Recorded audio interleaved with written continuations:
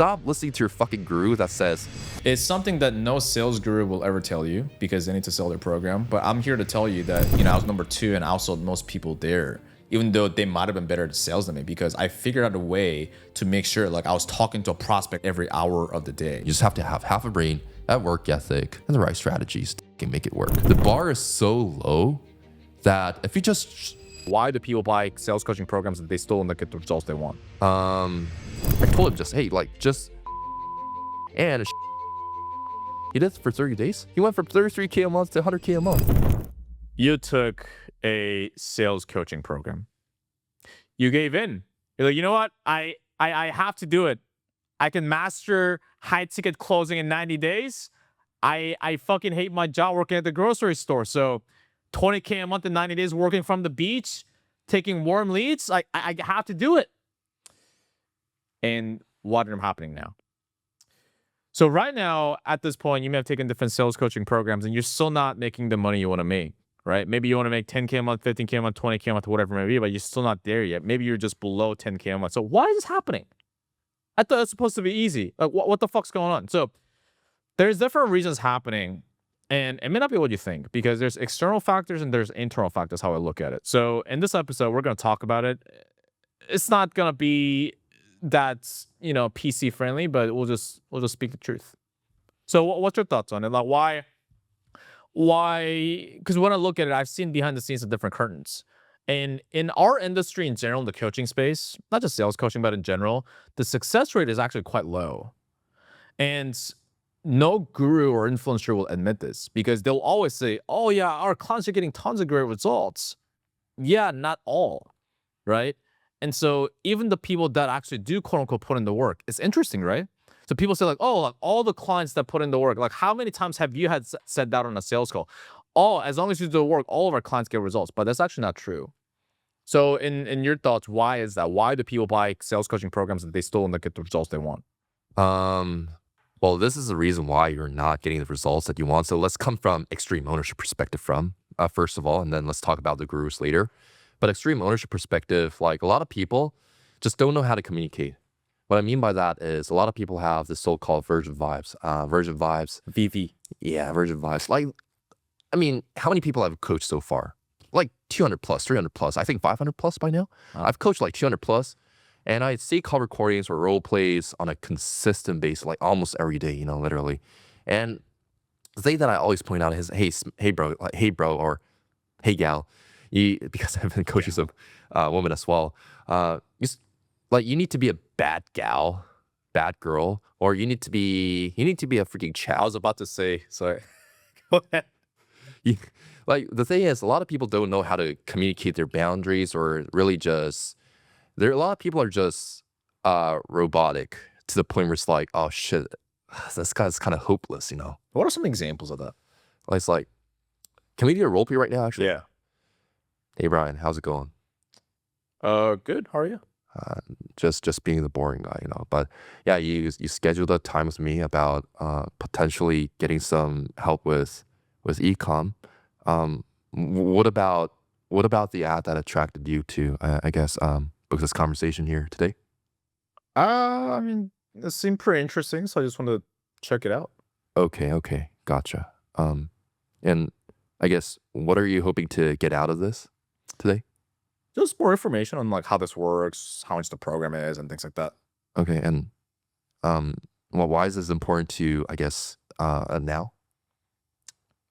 I mean, the ad popped up, and James on Instagram, he said I should just hop on a call with someone from his team. So Okay, yeah, gotcha.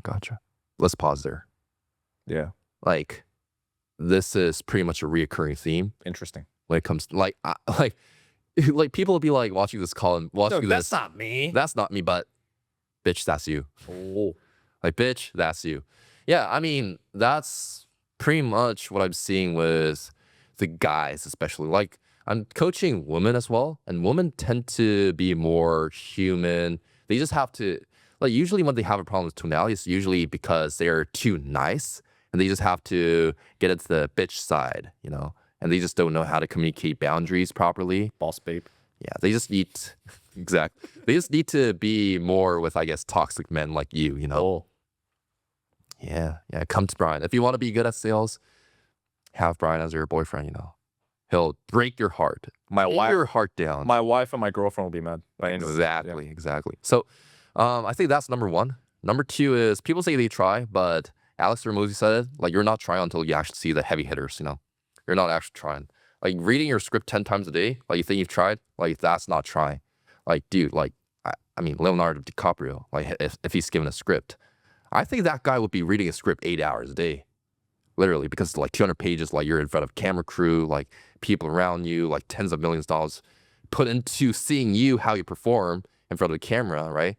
Like, how can you just go to sleep without reading your script 8 hours a day? Like, right? But no one in this industry has that level, has that level of standards, you know, to themselves. It just kind of sounds like, and it's kind of like the guru's fault again. It's like, hey, like master sales, 2x your commission in the next 90 days, like while drinking in the beach, taking a rest.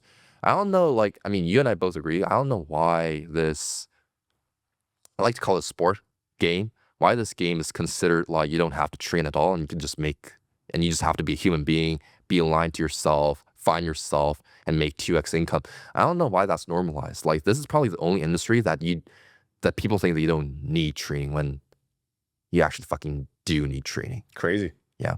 And that's why, for example, my guys from my community, I think that's why they're crushing it, because they're setting the standard high. Like, there are guys that are doing like $700, $300 every single day now, showing the standard, or like making like 2 or 3 closes out of 5. That's the fucking standard. And the reason why, I mean, I don't want to get into what I do, but the reason why I set up that community is because I wanted to show like what's possible when it comes to standard. Because I'm not the most like disciplined guy. I'm a massive procrastinator. But even if I procrastinated till 10 p.m. that day, I'll stay up, and it's not a healthy habit. I don't recommend you, but I have to stay up till 5 a.m. to get my shit done. I'm not disciplined, but I'm hella consistent though. That's what I know. At least that's standards that I have.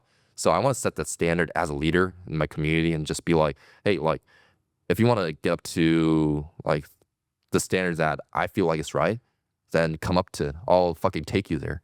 So again, number 3 would be standards again. Like Alex Ramosi said it right. The life that you live is the standards that you accepted. You accept that 2 to 3K is okay. You accept that like just like making a few dials here and there, training a little bit here and there, doing mindset training a little bit, like listening to some affirmation from Dan Log is okay. You just thought it was okay. Making 2 to 3K. How dare you? Yeah, I just actually listen to this, you know. You actually do? Yeah. You know what? Because the top rep at the company, well, one of the top reps, the company. Oh, back in the days. It's like, money is coming to me. I was like, yes. Oh, yes. Anyways. Yeah, so it's because I always say this to my coaching clients, right? Or students, like if you're already making 10K, it's because you're like, for example, like let's say there's a guy that has been in the industry for 9 months that he's making 2 to 3K a month. I always ask them, when you first started out, is this the income that you actually want to be making by now? They're like, no. Like, how much should you be making by now? At least 10K a month, at least 5K a month. Then how are you so calm, peaceful? Are they? Like, they are. They're like, I'm like, dude, like, wake up. Like, I mean, if you're already making 10K a month, right? And he comes to you, this current version of you making 2 to 3K a month, he's gonna go crazy. It's like, my life is fucking miserable. I'm not saying like be ungrateful or be unhappy. I'm saying you cannot be fucking satisfied, because your standard is what, 10K a month or 20K a month, the glorified 10K, 20K a month.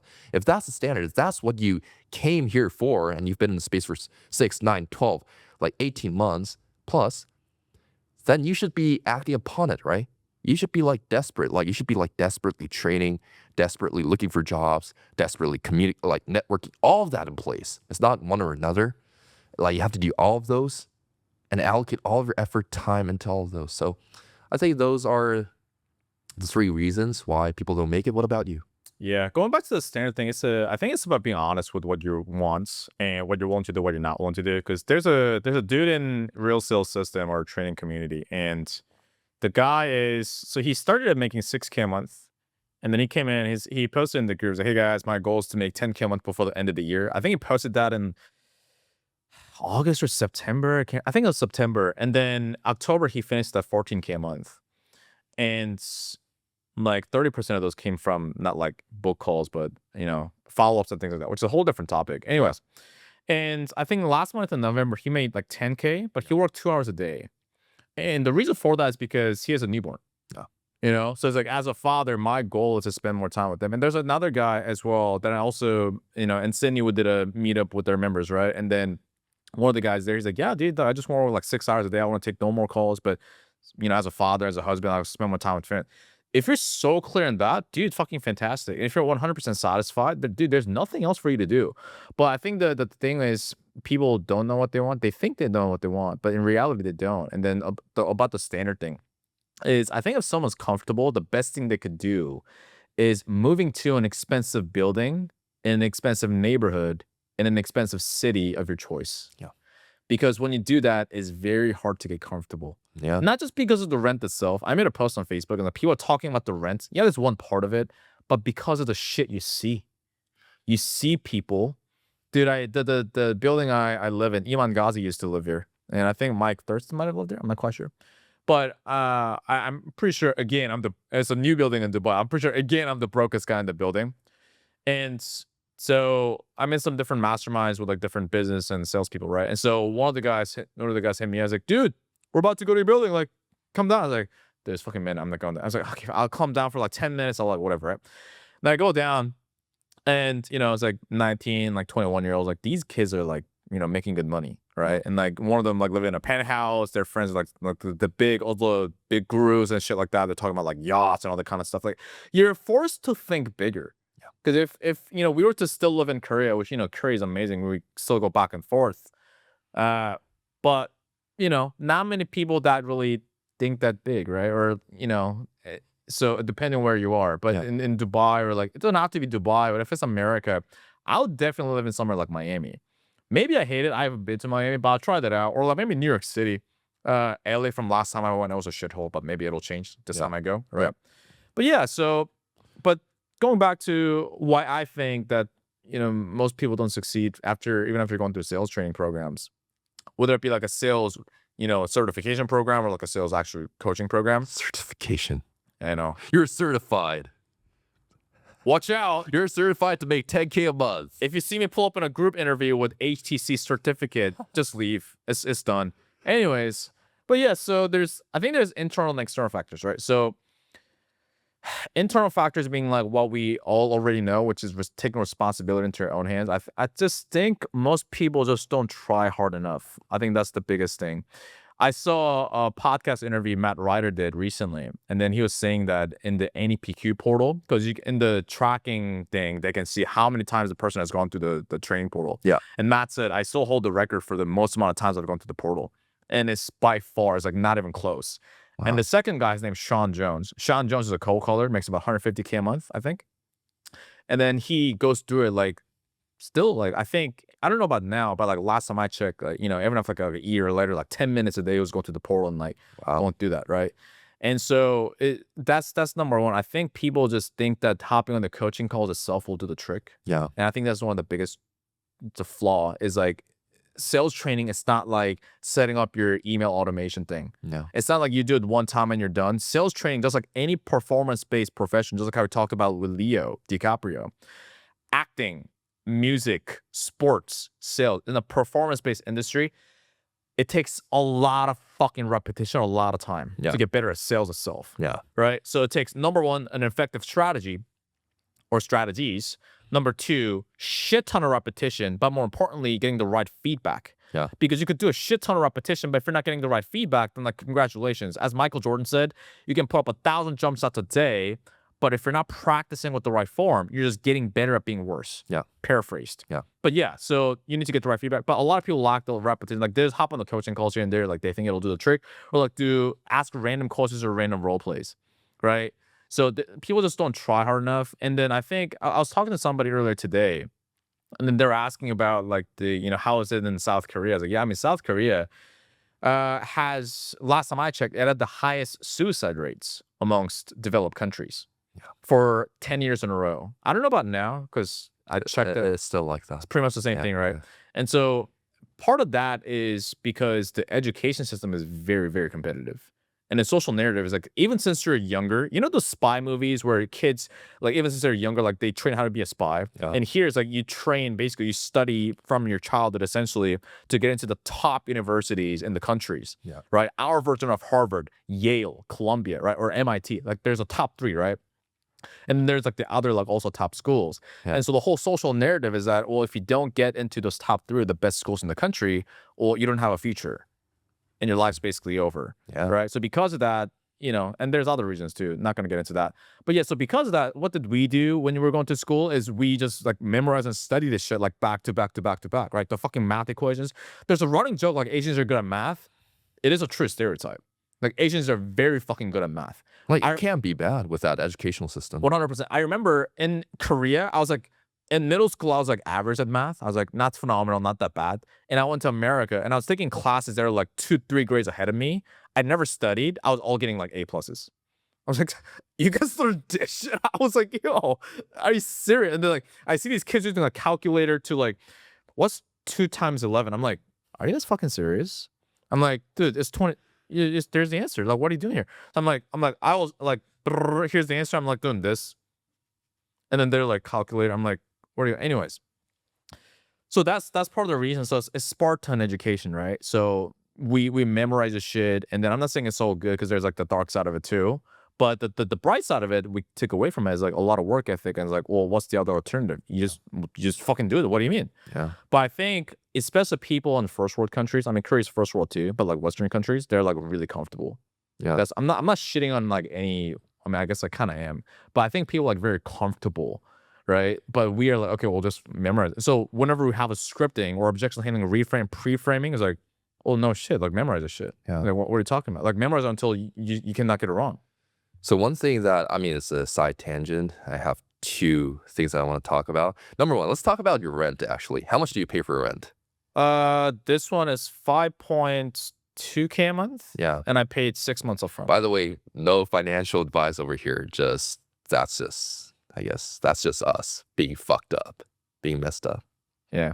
Yeah. Follow me for more financial tips. 5.2K, 5.4K? 5.2K a month, I think. 5.2K US. a month? And then I paid 6 months upfront. Piffed it. Yeah. Jeez, man. Jeez. It's a tiny 1 bed.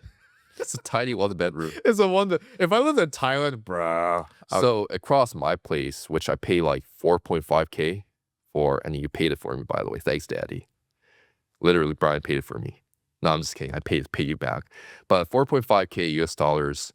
And across my room, there's a better apartment, actually. I'm saying like in your that. building? Yeah. Yeah. Across my building, there's a better apartment with like flashlights, with like really good balcony. I'm seeing that every single time I get out of the balcony, my balcony. I'm seeing the guys chilling in the balcony. I'm like, I was like, okay, getting back to work now. They're Getting probably back. clapping cheeks on that balcony. I think so. Yeah. I mean, I see it time to time now. Binoculars, no. Bought by now. But it's like, I see those people, I'm like, shit. Like, there are people living there. Okay, man. I mean, 4.5K a month for 1 bedroom, honestly, it's quite a lot, honestly. Honestly, it's quite a lot. It's not the most, like, effective or smart financial decision, but knowing that there are people that are paying 10K a month, 20K a month, and it's again, it's an Asian thing because you're, like, competitive and we always compare ourselves. And it's like, oh, like, but isn't that so depressing? Like, I don't see it as depressing. I see it as more like empowering, motivating.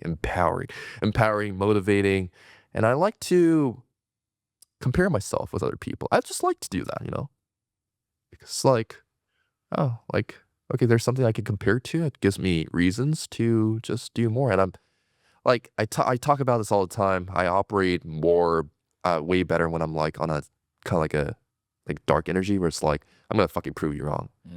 You say I'm not going to make it, I'm going to prove you wrong. And the other thing that I want to talk about is you just have to have a half a brain. You don't have to be Asian. You just have to have half a brain, that work ethic, and the right strategies to fucking make it work. Now, when we first started out with sales, we both didn't want to do sales coaching. Oh, no. That's the last thing I want We both didn't want to do sales coaching. That's But the last thing I wanted to at least for me, I don't know how you started, but I accidentally started with sales coaching because my ex-colleagues back in the days. They were like, hey, June, I'll pay you money to actually coach me and see how, because I've seen your calls. So that's how I started. And I guess this podcast kind of blew a little bit as well. So to help me get more 3 clients. viewers, thank you so much. Mom, dad, and yes, sir.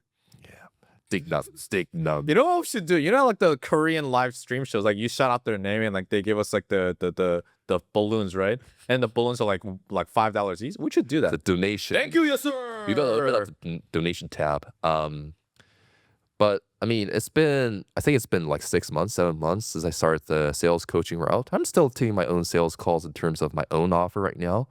But we both survived. And I think the reason, because usually when it comes to sales coaching, people I think survive for 2 or 3 months, they get back to sales again. But I think the reason why, I don't know if we're thriving, right? I like to think we're thriving. But at least the reason why we're surviving and we're still making our way up is because, I don't know about, again, I think we're figuring out strategy. I think we're figuring out the brain part. At least we got the work ethic. And I think you have way more discipline than me. But what I do know for a fact from my side is that I'm a massive procrastinator, but I'm damn consistent. If I do something, if I tell myself I'm going to do something, even if it's small action, I'm going to get it done within that day, right? So I think that, like, what I'm about to say over here is that the barrier is so low. Like, the bar is so low that if you just work harder, if you're willing to work harder than other people, then you're just going to beat like 90% of people out there, because now a lot of people are indoctrinated with like TikTok and whatever bullshit. A lot of people are in a rush for no reason, and that fucks them up. And they don't match that urgency with their actions because they've never had work ethic before. They've never really stood at a desk. When they're young, like studying 12 hours a day, I've done it, by the way. I was a top student, surprisingly. So knowing that I've done it and knowing that I had that work ethic, and I think that's why as Asians, we were both able to make it work. So in order for you to succeed in sales coaching, the whole conclusion is be fucking Korean, be Asian. You know, the issue is people are impatient with the outputs, like the results they want, but they're very patient with the input they put in, like the What do you actions mean? they put in. So they're like, "Ah, I want the 10 cameras now. I want the Lambo now, right? I want to be in Miami, right?"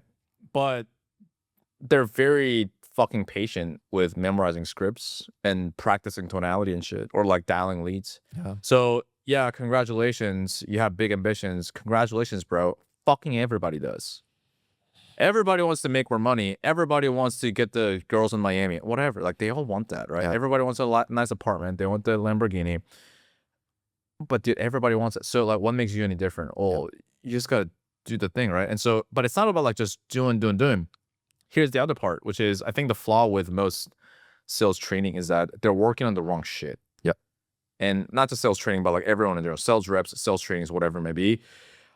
I'll give you an example. So one time we had a group call the other day, group training session for our program, and then one person hopped on. I was like, "Hey, Brian, like I'm getting a lot of what did it say? I'm getting a lot of like trust objections, or Brian, can you help me with the trust objections?" I was like, "Okay, like let's say out of 10 calls, how many times do you get a trust objection on average? 1.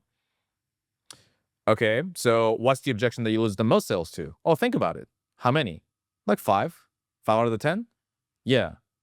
Then why the fuck are we working on think about it? Or preventing or overcoming it? So, oh, yeah, I guess you're right. I'm like, yeah.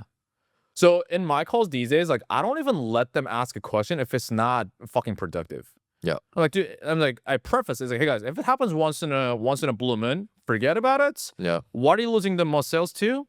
Don't ask me trivial questions, right? Like, what do you need help with, right? And if it's a trivial question, like ask it in the group, like after you go through the classroom. One thing that grinds my gears, like people don't even the people are so fucking lazy, dude. No. And this is like me kind of ranting here, but people are so lazy. They can't even take like 1 second to actually look first. I remember there was I was watching a video on Matt Ryder's channel, okay? And on YouTube. No, it was my video. I was talking about Matt, and like in the comments section, hey, where can I find out more about Matt Ryder? Fucking Google it. Or on YouTube. Are you serious? Like, are you fucking, so I'm like, okay. Hormozy was talking about that too. Hormozy like, do I get DMs sometimes? Like, hey, Alex, how can I find out more about acquisition.com? I wonder. Mystery of the decade. Anyways. So yeah, so like the best students I've had I interviewed Alex the other day, Alex from my program, and then so we did like small group trainings, one-on-one trainings, and stuff like that. And then so he went from about 3 to 4K a month in commissions to 14 to 15K a month in commissions Yeah. in about 3 months. And one thing he does exceptionally well, I told him this too, but he actually thinks about his questions. So instead of saying like, "Hey, Brian, how can I get better at thinking about objection?" Dude, there's fucking training in the classroom. Have you looked? Yeah. Right? Hey guys, how can I get better reframes? There's fucking reframes in the classroom, right? But it's like, hey Brian, I implemented this specific thing, and then typically what happens is this on my sales calls, which is causing this issue. I think I need to do this, but here's my question. Yeah. So what does he do? He first looks at the resources that he has access to right now. He goes, I was like, okay, let me fucking think about this. And then here's a very specific question with a very specific scenario without like writing a whole essay.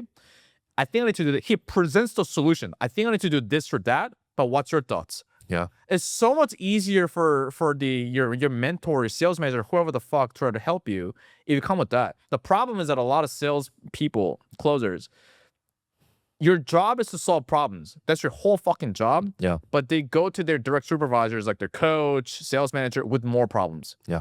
People don't want more problems. And also, it's bad for you because it takes them more time to try to solve your problem. Yeah. So make it easier for them to help you. That's number one, right? So when he does that, I was like, oh yeah. At that point, it's like, very easy. Yeah, do this. And here's an example. Okay, thanks. Right? And then he does it the same day or immediately. He comes back and says, hey, Brian, I did that thing. I closed the deal. Thanks. Yeah. Or he'll come like, hey, Brian, I did that. And like, did happen. And I think this is the issue, but what do you think? I was like, yeah, in that case, do this. Yeah. And then it's like a lot easier to like problem solve, right? Yeah. So, and then that goes back to another topic, which is number one, suspension of disbelief, right? I learned this from the dating community. Suspension of disbelief, meaning that, so the issue with that is a lot of people watching this, like closers, not many people are blank canvases, meaning that it's not like we know nothing about sales, nothing about closing, right? We know something, not to the enough extent to maybe if someone's watching this to hit to 10, 15K, 20K a month, but you know something, right? Yeah. So when you hear like maybe a new strategy, for example, in the back of your mind, you're like, will this work? Just kind of a disbelief, right? But that doesn't really help, especially if you pay that person money to try to solve this, right? Yeah. So at that point, it's like it prolongs you actually taking the action, which is the second thing, which is speed of implementation. The quicker you implement, the quicker you are likely to get the outcome that you want. Yeah. Right? And so no results guaranteed, obviously. But the reason why is because the quicker you implement, if it works, then congratulations, the quicker you got the outcome. Yeah. But even if it doesn't work, you got the feedback quicker. So I did that. If I did it like this, it didn't work. Or it could be that it didn't work entirely. Or it could be that the way you did it didn't work. Then now you can go to like a coach, sales manager, whoever the fuck, and be like, okay, cool. Like you can problem solve quicker. Yeah. Right? Yeah. But I feel like, maybe I should do it. Maybe I shouldn't. And then you never do it. Oh, dude, how are you supposed to solve the problem? Yeah. Right? So it's like just like how you tell your prospects, like, well, what's the alternative? Like, you not doing anything, how's it gonna help you? Yeah. So if you try, you'll actually find out, right? I've spent so much fucking money on coaching programs, one-on-one consulting, agencies, books, courses, you name it. Recently, I made a pretty chunk of, different chunks of investment, right? Like 5 figures, multiple 5 figures. And some of them have been disappointing. And that's very rare for me because I take full responsibility every time I do like a coaching program or consulting or whatever it may be. But these ones have been like very underwhelming, which is fine. But I'm like, you know what? Let me get the best out of this, But you know what? I don't regret it or I don't blame it because I still learned something from it. And yeah, like I don't think it's to this full value, but like you live and you learn. I found out. Yeah. And I can just take the best out of it, just make it work. Yeah. Because I don't want to put the responsibility on like, oh, it's the program that didn't work. Oh, no, it's me that makes it work. So even if it's a shitty program, let me just make something from it. Yeah. And you just remind me of saying, I think Alex Ramosi said it, I think Alex Ramosi took it from someone. It's like the lazy person thinks that they're working really hard. But the people that actually work hard, they actually think they're lazy. Yep. Yeah.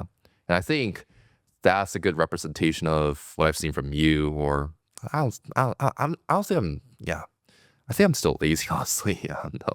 I think I'm lazy too. I could do more, I've seen so many people that work on that's what the conditioning and the surroundings do too, because I see people that are actual hustlers, or I've seen people that actually hustle when I was at school, right? I was trying to be the number 2 guy, number 1 guy, and I see how much study they do, like literally 12 hours a day, 7 days a week. That's why kids like kill themselves in the river because like literally that's the environment you're in. Everyone's like fucking studying like 12 hours a day. I've seen that. I've seen what high achievers do. It's like I cannot be an exception, you know. Anyways, let's talk about the guru side. I mean, definitely we can take responsibility of like what's going on with like the people that bought sales training, but I think there's also fault on both sides, from the guru sides as well. So what I've seen is that first of all, a lot of people are not qualified to be coaches, and I'm not saying I'm any more qualified to be a coach myself, but I've taken a lot of coaching programs myself, and a lot of people haven't really. When I've done sales training, unfortunately, a lot of people haven't really pointed out my real problem until Caleb one-on-one. Caleb McCullough, shout out to that guy. He actually pointed out one of my tonality problems. And I was like, okay, that has been, because at that point, I memorized all the word track. I was able to do it perfectly in the call, like back and forth, script, everything, you know. I was like the most tactical guy, but I wasn't really being a human being enough. And I was like, why am I not making sales than the guy who's trained less? I was always thinking to myself. And at that point, Caleb, he was my manager back then. He was like, hey, June, why not just be a little bit more human being in terms of X, Y, Z? And he gave me like an action step also. And that's where I got the idea from. Okay, well, if I do that, will I actually 2x my conversion? But actually I did right after that. So it's like, okay, that's where I got the idea from when it comes to coaching. And I've been a private tutor as well. So I know like a lot of coaches, what they do is, I'll just give you an example. It's like, I do my school community. I do a 30-minute onboarding one-on-one myself, even though it's $97 a month program. Damn. I mean, when I got into school, I was like, I'm not gonna do this because I want to scale. Like a lot of sales coaches fail because they want to work less and scale. I'm gonna work harder and scale more. And make the product good. So I give a 30-minute one-on-one, and in that one-on-one, I don't do call reviews. I don't do any tactical shit. I actually ask a few questions, talk about their standards, and then I put an action step on this is the missing holes for you right now, and this is how you fill it up by you taking these daily actions. And what you're gonna do is you're gonna report me every single day on those actions. I'm giving them homework like I've done when I was a private tutor, you know. Like, I'm giving you homework every single day.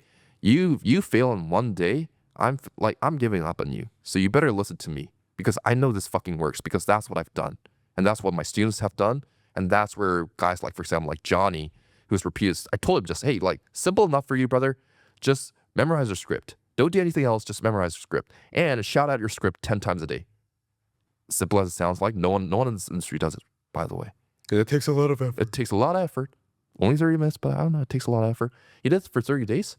Dude, he went from 33K a month to 100K a month, literally. Cash collected. Cash collected. Good shit. So it's like 10K a month. Yeah. Good shit. It's like closing ratio is like over 50%, you know? Nice.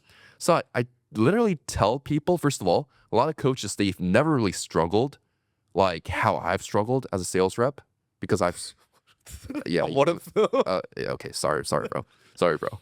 So a lot of people haven't really struggled. And for example, if you struggle a lot as a sales rep, you have a certain threshold. Like I've had, because a lot of people, I see like people, for example, tonality is bullshit or discovery is bullshit. Dude, like you're a naturally charismatic person, so you haven't needed any tonality training your whole entire life. Now I'm coaching a lot of people that actually need tonality, and you probably see it, need tonality training, body language training, and I was one of them as well. So I pointed out, because I sucked for a very long time. I sucked very, very bad. I sucked dick, literally. Oh. Not literally, I'm sorry. Literally. So, for me, I can point out like what's really going on. Like a lot of people come after like these big ass programs. They're like, hey June, I paid like 10K plus to this guy, and I'm not getting the results. Like, why hasn't he and I'm listening to this call, why hasn't he pointed this out yet? Like, it's so obvious to me. And I think because of different thresholds, number one. And number two, so you have to have a coach that knows how to point things out that no one else would point out. And second of all, there needs to be a certain structure when it comes to, if you're gonna promise, if as a guru you're gonna promise the next 90 days I'm gonna guarantee you 10K a month, then you need to make sure that you give out an action plan and keep that person accountable. At least that's what I think. That's what I think, you know. Because without an action plan and with that, like a lot of coaches focus on what your students need to improve on, but they never focus on how and what the student needs to do on a daily basis to improve on. They say, hey, improve your tonality. Check shit, I don't know how to improve my tonality. Like, give me the action steps. What do I need to do? So go through the how to improve the tonality and what I do is I give daily homeworks every single day and make sure that they report me every single day. And that's how I believe that you can, if you're going to guarantee those type of results, that's how you're going to guarantee results then. Because you're in this together, you know? I think that's number 2. Number 3 is like false promises. In terms of, I don't know why it's always so fucking black and white in this industry. Oh, objection handling or fucking mindset, or mindset is everything. Objection handling is everything. Like fucking, like disqualification is everything. Like so fucking black and white. Why can it not be everything? You know why they do that? It's because of marketing. It's sexy. So they can sell their program. Yeah, it's a niche. Like they create a niche, right? It's a blue ocean. They create a niche. Yeah. And because of that, because you cannot sell to everyone, right? So they understand that. So they're really good marketers. So they focus on one thing. Oh, is there offer? Is there mindset? Is there objection handling? Is there objection prevention? Is there disqualification? They focus on that one aspect, and I think a lot of people get confused. Bro, it's everything. Closing is an MMA sport. Like you focus on follow up, getting really good at sales, all that good stuff, right? It's just literally everything. Like why not just be closing is not like boxing. It's MMA. You have to focus on every single thing. It's a skill stack up. So stop listening to your fucking guru that says your objection handling or whatever it is, it's everything. No, it's just a small portion of it, and you have to stack it all up. Now, what do you think? I don't think you have to stack it all up. It's just that it helps. Like you're stacking the deck. We're disagreeing now. Exactly. So, dude, you don't have to do jack shit. You don't have to do follow-ups. You don't have to get better objection handling. How I look at it is, I'm not romantic about my results. What I mean by that, I remember there was a dating coach that said, okay, so from what I found, this is the most effective way to get the most attractive girls, right? And so it's as an example, it's like, oh, you need to be able to make friends with like the manager at the most like high-end restaurants, because most attractive girls, they're not just like swiping on Tinder easily. There are outliers, of course, or they're not like walking by like doing groceries. They don't do their own fucking groceries. Very rarely, right? They're at like maybe Gucci shops. But usually like the best way to get a hold of them is, as an example, right? Would it be truth or not? As an example's sake, is like make friends with like the manager at the most high-end restaurant, because if you're friends with them, now it's a lot easier to get through an intro rather than trying to like cold approach them out of nowhere. You could, but it's a more effective way. And so he's like, guys, the moment we find out there's a more effective way, I'll tell you guys. Because if one day, for whatever reason, if getting good at bowling gets you 9s and 10s, the hottest girls, then you better be taking fucking bowling lessons. Like, I'll tell you that, right? So when I look at that, I was like, yeah, like that makes total sense, because how I look at it is the biggest issue is people are working on things that don't move the needle forward that much in terms of the commissions. Like the example we just talked about, right? Like they're focusing on that one objection out of 10 because it's just more emotionally annoying. Well, dude, here's like paradox about sales. In sales, we get prospects to an emotional state. That way they make a buying decision and take action.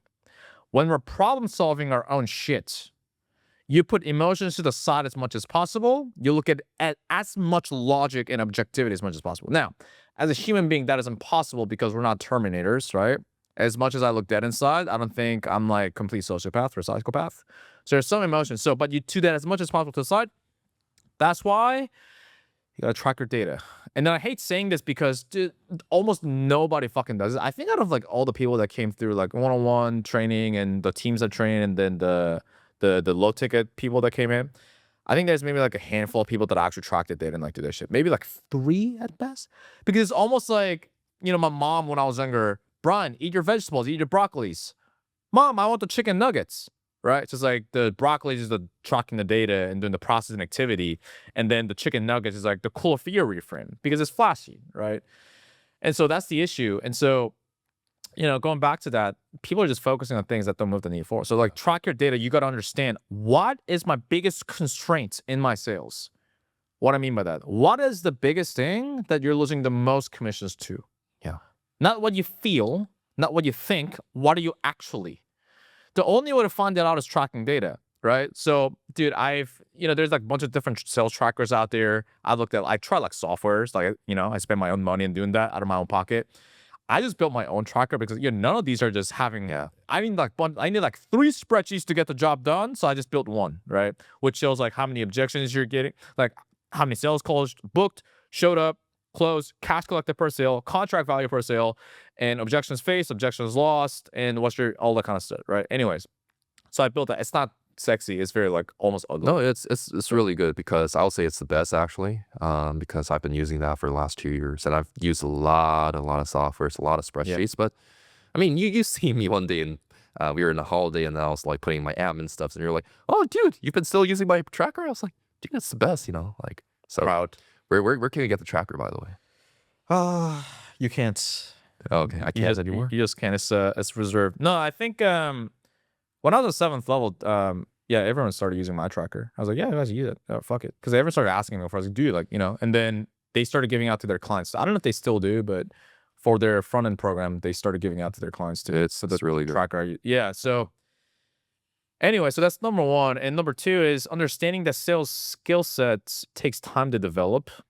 It's something that no sales guru will ever tell you because they need to sell their program. But I'm here to tell you that even like Matt Ryder told me this too. Getting good at sales is hard. Now, being good at sales is hard. Yeah. Getting better at sales takes time. Yeah. It just does. You're not going to be an objection handling menace tomorrow. You're not going to have the most beautiful tonality tomorrow. You're just not, right? And so one time I saw this marketer, they came out with like a sales biz up program. It's like, hey, like become a sales rep and make 6 figures a year. They weren't a sales rep themselves. Oh, you've seen one of my ads. Oh yeah, there we go. Yeah. God damn it, Jin. And then they're saying like, yeah, become a high ticket closer. You can master high ticket sales within 14 days, get the 10K a month. I'm like, are you fucking serious? Are you kidding me? Like, what kind of horse shit is this? Like, you master sales in 14 days, 90 days? What the fuck are you talking about? I asked Jeremy Miner when I was working at Sub, hey, Jeremy, when do you like master sales? When do you start to click? Jeremy's like, well, Brian, I still haven't mastered it. This is coming from a guy that's been at sales for fucking 20 plus years, right? And so it's not that it takes you 20 years to get to your income goal and like do the things that you want to do, but just understand it's a progress, right? So what levers can we pull to get to the commission goal that you want? Well, the thing is, if sales skill set takes time, then what do we got to do? What takes less time is process and activity. Yeah. What do I mean by process and activity? So there's sales skill set and there's sales process. Sales skill set is what you do on the call. Your tonality, pre-handling objection handling. Yeah. Sales process is what you do off the calls, meaning that what you do before the call, what you do between the calls. Yeah. So as an example, if you keep getting the same objection over and over and over again on your sales call, then do shit before the sales call so you don't get that in the first place. Yeah. So whenever someone asks, like, hey, Brian, I keep getting this objection, like, how should I handle it? Instead of like, how do I handle it? I go like, okay, how can I prevent it in the sales call, and how can I prevent it from happening in the first place? Yeah. So as an example, when I was on 7th level, the biggest objection I kept getting was, will this work for my industry? What if this doesn't work for my industry? You guys train a lot of people on insurance and solar, but I'm in this XYZ industry, right? So, okay, first what I start to do is like do some reframes in the calls, like objection handling reframes, like, oh, bro, if it worked for all the other people, I wouldn't work for you, all the kind of stuff. And that got me more sales. And then, I started doing like pre-handling stuff, but I was like, what if I could prevent it from happening in the first place, right? So I'm like, okay, cool. So what if I gave them proof on this could potentially work for their industry, or get them to believe that before the sales call? So what I did was, if I found out what industry they're in or their problem sets. As an example, if they are in like fucking SaaS, I send them a client case study interview of a client who was in SaaS, who was, from making this amount, like 5K a month to like 20K a month, as an example. Yeah. They're like, they see proof. They're like, oh, okay. So number one, it reduced it. And number two, if you did get it, now you can just refer back to that, right? Well, you saw Johnny's case, the interview, right? Right? If not, you can just pull it up real quick on the screen share and like, do that too, right? So there's different ways of going about it. And so this is what I learned also from copywriters too, because the best copywriters in the world, they understand human, like the buyer psychology, the buying process, a lot better than the best salespeople in the world. Right. And so I was like, oh, might as well prevent it from happening in the first place, because you trying to, there's lead awareness, right? So in breakthrough advertising, usually as far as talked about, there's unaware, right? There's problem aware, solution aware, brand aware, and like the most aware. Long story short, unaware is like they don't know if they have a problem, they don't know if there's a solution out there, what the solutions look like, right? Problem aware is people that are aware of their problem. I'm not making enough money. I'm paycheck to paycheck. I'm not getting enough leads. They're problem aware. Solution aware is, okay, cool. So I know there's a solution out there. Okay, there's like drop shipping, there's like fun, trading. Oh, there's like these like ad agencies, right? And there's the brand aware, meaning like they're aware of your company, influencers, so on and so forth. Most aware is like they're aware of your product, and like they're pretty much laid out essentially, right? Yeah. So it's understanding that if you keep it, and how I break it down to like lead level 1 to 5. 5 is like a lay down. It's like, hey, Jun, I've been following for such a long time, dude. Like, I'm ready to go, man. Like, how can I get started? There'll be a 5, right? 1 would be like, so what do you guys do? So like, what is this all about? And they don't even know the problem. That's like a 1. Yeah. So typically, if they're at like closer, like maybe most people are not at a 1, like they're being like a 2. If they're at a 2, I'm like, okay, cool. How can I get them to believe, like increase solution awareness, brand awareness, so on and so forth, right? Yeah. So get them to almost force consumption on the long form content before they hop on the sales call. Yeah. Gym Launch actually did a study when Alex Hormozy was running it. So they surveyed other high ticket clients that paid anywhere from $16K to $30K. And what they found out was pretty interesting, which is 78% of their high ticket clients consumed at least 2 pieces of long form content before purchasing. At least 2 pieces. Yeah. 78. Yeah. Right? So what did they do? They made part of their sales process to make sure that their prospects, almost forcing consumption. Hey, do you listen to like podcasts, or what you watch YouTube videos? How do you typically consume content? I'm a podcast listener. Okay, cool. So here's a podcast, right? And this is a framing that I learned from Anthony Vasari. It's like, hey, after, let's say, you call them all to confirm the call, for example, right? Or maybe you self-set your own calls. Like, hey, you actually remind me of one of our clients, Sally. Sally was also working as a nurse, having night shifts. And after she got into trading and she came to start working with us, now she got the 10K a month. She spends more time with her children. So we interviewed her, sharing what's been working well for her. Would you like me to send that video before we hop on the call tomorrow? Yeah, that'd be great. Okay, I'll send it to you right after this. When do you feel you'll be going through the video? Yeah. They'd be like, I don't know, maybe like 5 p.m. after I get off work today. Yeah. Gotcha. So I'll send it to you right after this. Do you just want to reply back that you got it? Other times, sometimes it lands in spam. That'd be great. And after that, you're watching it, you can just let me know. Okay, great. So now it's like, okay, you're making it more tangible, right? In the dating world, they call it time bridge. Okay, what time are we gonna meet, right? It's like, okay, what time are we gonna go through that? So it's like you're personalizing it to their specific problem, their situation. Yeah. And so they're more likely to, number 1, consume it because they have more reason to. Number 2, they have more reason to show up. Yeah. I've had people tell me there was a specific video I sent to a specific type of prospect on my last offer, and then all like half the times, like, yeah, dude, I actually thought about no showing, but after going through that video, I was like, well, let me just check this out. I've had like half the times with that specific prospect. That's good. That's Yeah. good shit.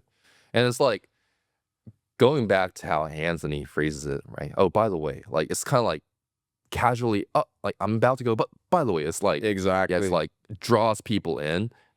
But what I do on top of that is like, hey, by the way, I just sent you a link. Can you just make sure that it actually works? That's really good. So I have them open the link Yep. up because it's coming from a frame of like, hey, does the link work, by the way? Because sometimes it doesn't work. Can you just check it right now and see if the links work? And the link opens. Once they open it, I'm like, hey, by the way, it's just a 10-minute video, by the way. And check out 5 minutes, 47 seconds, that time frame, because I think that part where Sally talks about X, Y, Z, I think that part would resonate with you a lot, help you a lot, by the way.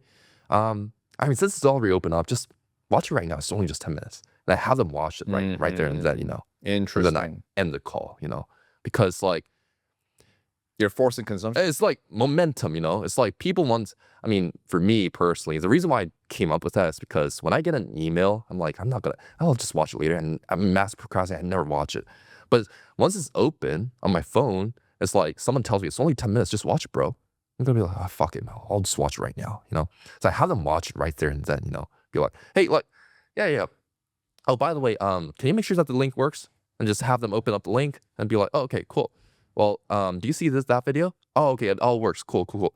By the way, only just a 10-minute video. Just watch it right now, right after the call, As I think, by the way, 5 minute 47 seconds, that time frame. Just check the timestamp because Sally mentions about XYZ, and I think that will resonate with you a lot. And yeah, looking forward to our meeting tomorrow. Cool. And then usually when I end it, it's like, yeah, I'll just watch it right now.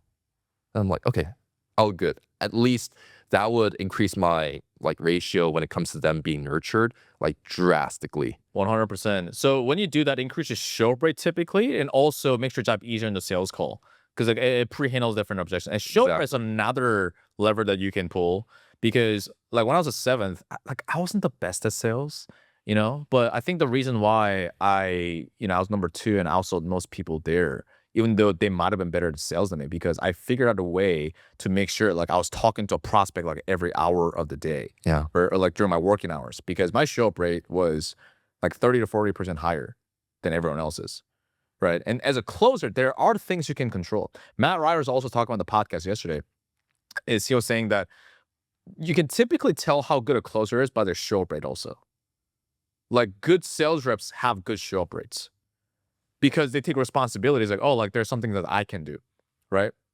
So Jun's showing me we gotta look at the time. No, dude, we gotta keep going. This is a very important topic, Jun. This is very important. So show up rate is very important because, dude, it's logical. It's math.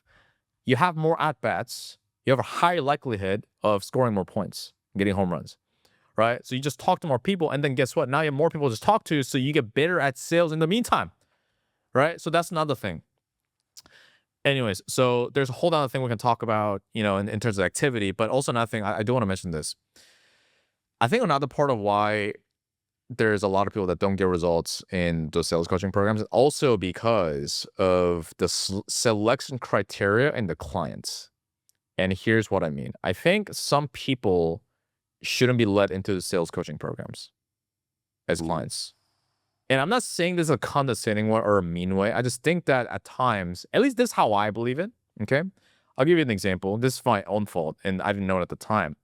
So when I first started coaching people and training people, I've had people that came to me like, "Hey, Brian, I'm looking for one-on-one coaching. Can you help me?" It's okay, you're paying me, so I'll accept the money, right? And often I wouldn't even hop on a sales call with them. I'll just do it over DMs. I was okay, they want to pay me this much. I'll just do it, and that was maybe a fault on my end because I should have looked at different ideal selection criterias, because there'll be not a lot, but there will be some people where they don't have much hope in sales. It sounds very tough, but as an example, they sound very almost depressed. Oh yeah.